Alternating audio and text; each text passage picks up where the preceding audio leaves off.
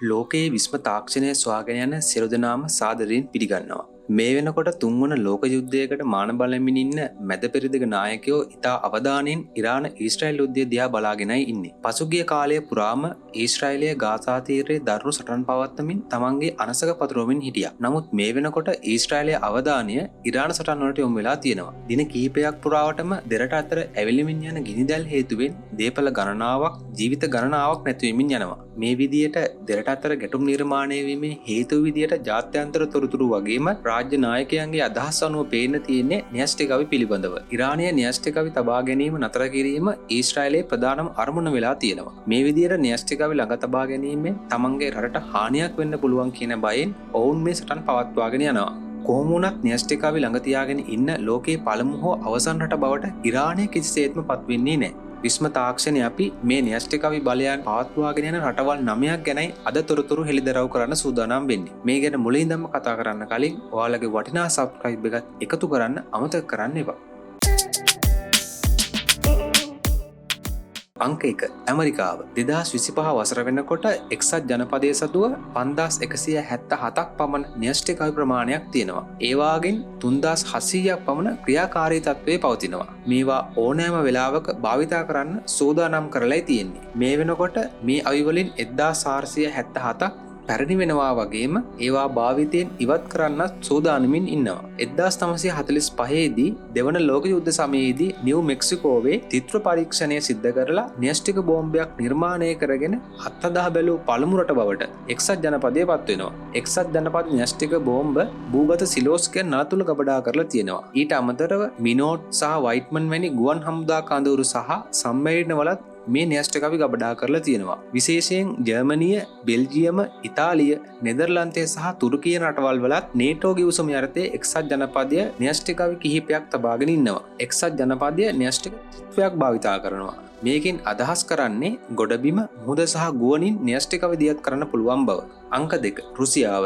මේ වෙනකොට රුසියාවට විශාලතම න්‍යෂ්ටික බලයක් තියෙනවා වගේම න්‍යෂ්ටිකවි 5459ක් ඔවුන් සතුව තියෙනවා. මේ වගේන් 1710ක් ඕනෑම අවස්ථාවක භාවිතයට ගන්න සූදානම්. රුසියාව 1949 දී පළමු න්‍යෂ්ටික අත්අදා බැලීම සිදු කරනවා. මේකෙන් පස්සේ ලෝකයේ න්‍යෂ්ටිකාවිය ඇති දෙවන රට බවට රුසියාව පත් වෙනවා. මේ අවි සරතෝ, කලින්ග්‍රෑඩ් සහ මර්මන්ස්ක් ඇතුළු බොහෝ ස්ථානවල ගබඩා කරලා තියෙනවා. මේ වගේ සමහරක් මිසයිල ජංගම දියත් කිරීමේ වාහන මගින් ගෙන යනු ලබනවා. බොහොමයක් ඒවා සම්මැරණවල ගබඩා කරලායි සූදානමින් තියෙන්නේ. රුසියාවට න්‍යෂ්ටික බෝම්බ රැගෙන යා හැකි දිගදුර බෝම්බ හෙළ යානාද පවතිනවා. එක්සත් ජනපදයේ වගේම රුසියාවත් න්‍යෂ්ටික ත්‍ත්වයක් භාවිතා කරනවා.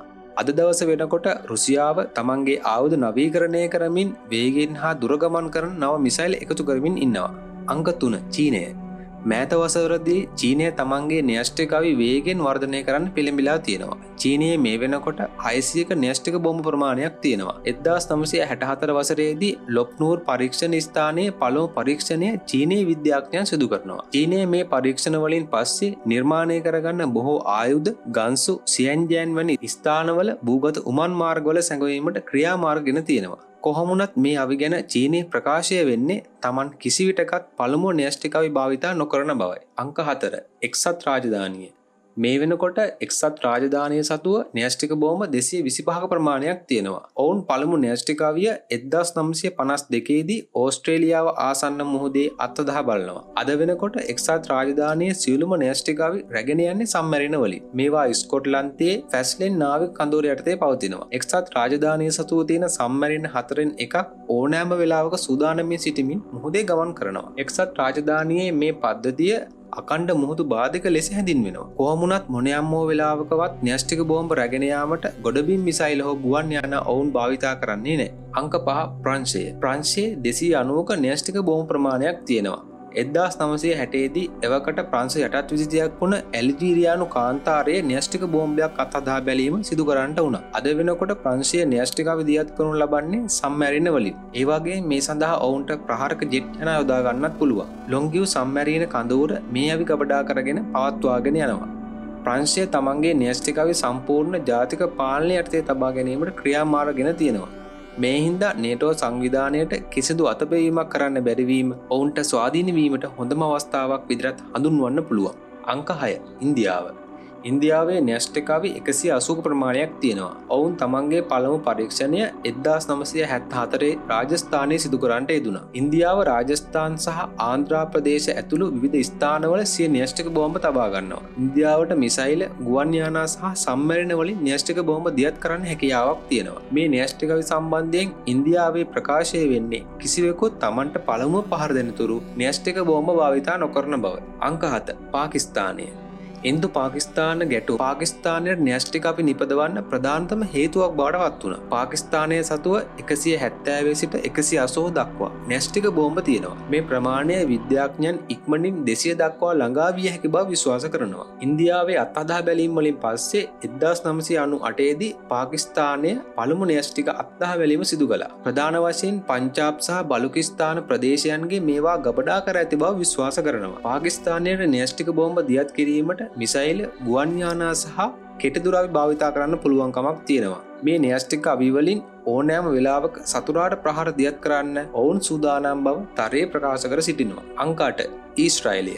ඊශ්‍රායලයේ සතුව න්‍යෂ්ටික බෝම්බ 90ක ප්‍රමාණයක් ඇති බව විශ්වාස කරනවා. නමුත් මේ වෙනකන් ඒක නිල වශයෙන් තහවුරු කිරීමක් කරලා නැහැ. ඊශ්‍රායලයේ පළමු බෝම්බය 1967-69 පමණ කාලේ ඉදිකර ඇති බව විද්‍යාඥයෝ උපකල්පනය කරනවා. ඔවුන්ගේ ප්‍රධාන න්‍යෂ්ටික මධ්‍යස්ථානය වෙන්නේ ඩිමෝනා අසල පිහිටි නෙගෙව් න්‍යෂ්ටික පර්යේෂණ මධ්‍යස්ථානය. අංක 9 උතුරු කොරියාව. උතුරු කොරියාවේ න්‍යෂ්ටික බෝම්බ 50ක් පමණ තියෙන බව විශ්වාස කරනවා. ඔවුන් 2006 දී පළමු න්‍යෂ්ටික බෝම්බය අත්අදහා බැලීම සිදු කරන්නට උනා. එදා ඉඳන් තවත් බොහෝ පර්යේෂණ රැසක් උතුරු කොරියාව සිදු කරලා තියෙනවා. මේ ආයුධ කඳුකර, භූගත සහ ජංගම දියත් කිරීමේ ට්‍රක්වල ගබඩා කරලා තියෙන බව බොහෝ දෙනෙක් උපකල්පනය කරනවා. උතුරු කොරියාව එක්සත් ජනපදයේ ඇතුළු දුර රටවලට ළඟා වෙන්න පුළුවන් තවත් දිගදුර මිසයිල නිපදවමින් ඉන්නවා. මේ හින්දා එක්සත් ජාතීන්ගේ සංවිධානය ඇතුළු බොහෝ රටවල් උතුරු කොරියාවට සම්බාධක පනවන්නටත් යෙදුණා. ලෝක ඉතිහාසයේ මේ අවිභාවිතයෙන් මහා සංහාරයක් සිදු වූ බව ජපාන් ඉතිහාසය තුළින් අපිට හොඳින් පේන්න තියෙනවා. කොහොම වුණත් න්‍යෂ්ටික අවි සම්බන්ධයෙන් අවසාන වශයෙන් සඳහන් කළ යුතු දේ වෙන්නේ මොනියම් හෝ විදියකින් න්‍යෂ්ටික යුද්ධයක් ඇති වුණොත් ඒක මානවයා ඇතුළු මේ ජීවීන් පෘථිවි තලයෙන් අතුගා යෑම නිශ්චිත කරන බවයි.